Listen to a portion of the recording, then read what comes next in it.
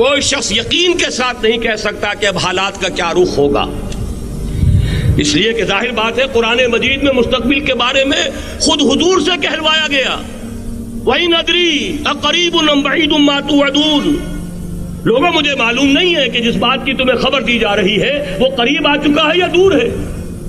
وَإِنْ أَدْرِي لَعَلَّهُ فِتْنَةٌ لَكُمْ وَمَتَاعٌ إِلَىٰ حِينٍ، اور میں نہیں جانتا، ہو سکتا ہے اللہ کچھ اور مہلت دے دے تمہیں، اور کچھ اور آزمائش جو ہے اس کے لیے تمہارے لیے کوئی اور مہلت عطا فرما دے، ہو سکتا ہے۔ تو میں بھی کسی دعوے سے نہیں کہہ رہا، لیکن دو امکانات ہیں۔ امکان نمبر ایک کیا ہے؟ ابھی عالم اسلام کا ایک سالڈ بلاک ہے جو یہودی ورلڈ آرڈر کی نگاہوں میں کھٹک رہا ہے۔ میں کھٹکتا ہوں دل یزداں میں کانٹے کی طرح۔ اگرچہ ان کی اسٹریٹجی کیا ہے، ایک ایک کر کے ان کے حصے بکھرے کر کے تیا پانچا کرو۔ ابھی وہ بلاک کون سا ہے؟ ایران ہے، افغانستان ہے، پاکستان ہے، اور روسی ترکستان سے آزاد ہونے والی جو ریاستیں ہیں، یہ ایک سالڈ بلاک۔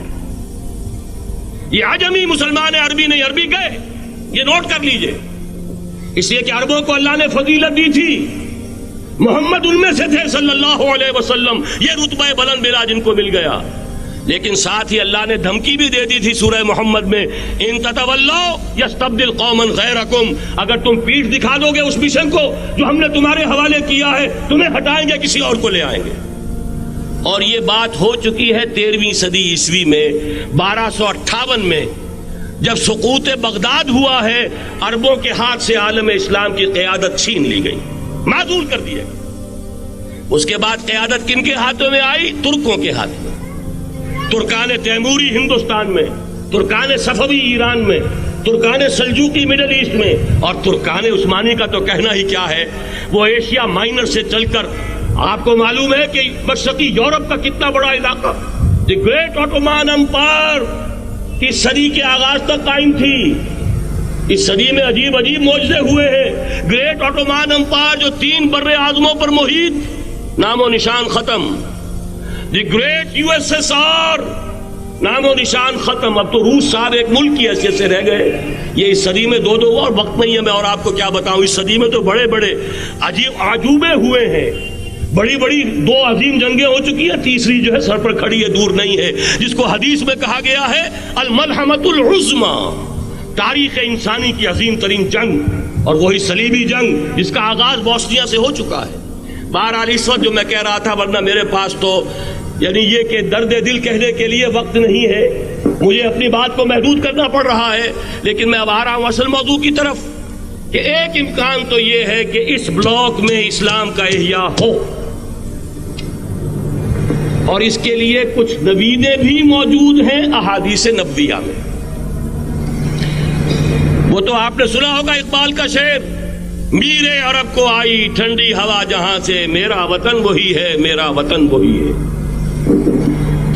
حدیث میں آتا ہے یخرج ناس من المشرق یؤتون للمہدی یعنی سلطان ہی، مشرق سے فوجیں نکلیں گی کہ جو کہ مہدی کی حکومت قائم کریں گی، اور یہ ہوں گے حضرت فاطمہ کی نسل ہی سے رضی اللہ تعالی عنہا، لیکن عالم عرب کے اندر پھر ایک طاقت بن کر ابھریں گے، باطل کی قوتوں کے خلاف جہاد کریں گے، لیکن ان کو مدد آئے گی 2 طرف سے، ایک زمینی مدد آئے گی مشرق سے، ایک آسمانی مدد آئے گی، عیسیٰ ابن مریم کا نزول، حضرت مسیح علیہ الصلوۃ والسلام جو زندہ آسمان پر اٹھائے گئے تھے نازل ہوں گے، اور در حقیقت ان 2 مددوں کے نتیجے میں پھر یہود کا قلع قمع ہوگا، اور یہی گریٹر اسرائیل ان کا گریٹر گریو یارڈ بن کر رہے گا، عظیم تر قبرستان بن کر رہے گا۔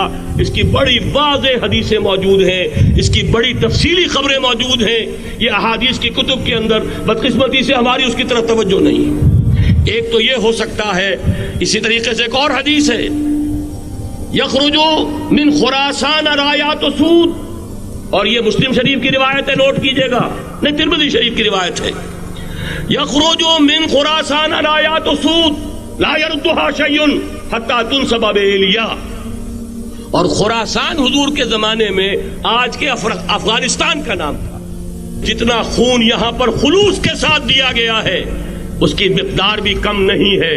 یہاں سے خیر برآمد ہوگا. اور دوسری بات اپنے بارے میں نوٹ کر لیجئے, یہ پاکستان, بچا کھچا Pakistan, what remains of Pakistan, یہ اصل میں ہے کیا؟ مولانا بہت خوبصورت انداز میں فرما رہے تھے, یہ 313 نہیں تھے, اسلام تھا. اسی طرح نوٹ کیجئے, پاکستان نہیں ہے, 4 صدیوں کی تجدیدی مساعی کا حاصل ہے. آپ نے کبھی نوٹ کیا ختم نبوت کے بعد اب سب سے اونچا منصب کس کا ہے؟ مجددین. سنن ابی داؤد کی روایت, ان اللہ یبعث فی هذه الامہ علی راس کل 100 عام من یجدد لها دینها. اور نوٹ کیجئے, کوئی بات ہے 1000 برس تک سارے مجدد عالم عرب میں پیدا ہوئے. جیسے ہی دوسرا 1000 سال شروع ہوا, الف ثانی کا مجدد اعظم شیخ احمد سرہندی کہاں تھا؟ صنم خانہ ہند میں. حاضر ہوا میں شیخ مجدد کی لحد پر, وہ خاک کے ہے زیر فلک مطلع انوار, گردن نہ جھکی جس کی جہانگیر کے آگے, جس کے نفس گرم سے ہے گرمی آرات.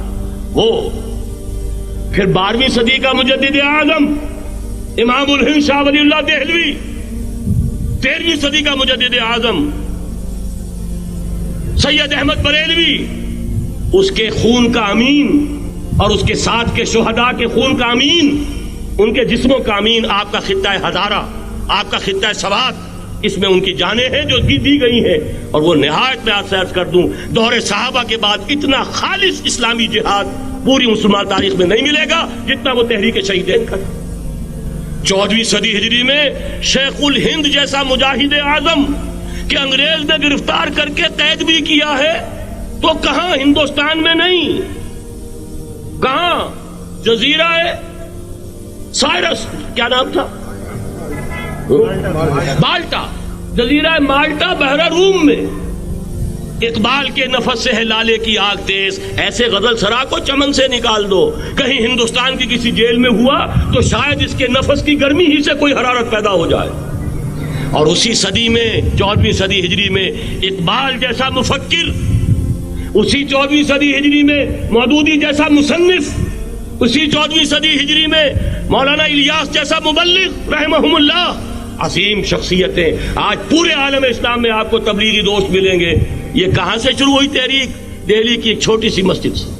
وہ مسجد بنگلے والی اب تو بڑی عالیشان ہو گئی ہے, جب وہاں شروع ہوا تھا کام بڑی چھوٹی سی مسجد. یہ سارے کام یہاں کیوں ہوئے؟ پورا عالم اسلام آزاد ہوا, کہیں نعرہ اسلام کا نہیں لگا, کہیں عرب قومیت پر, کہیں کسی اور عصبیت پر تحریکیں چلی ہیں. صرف تحریک پاکستان تھی کہ پاکستان کا مطلب کیا؟ لا الہ الا اللہ. کوئی سبب ہے کہ یہاں قرارداد مقاصد پاس ہوئی, حاکمیت اللہ کی ہے, کہ اکبر نام لیتا ہے خدا کا اس زمانے میں. یہ سارا ماضی سامنے رکھیے اور حضور کی دی ہوئی پیشین گوئیوں کا مستقبل سامنے رکھیے. ان دونوں سے ثابت ہوتا ہے اس خطہ ارضی سے کچھ ہونا ہے.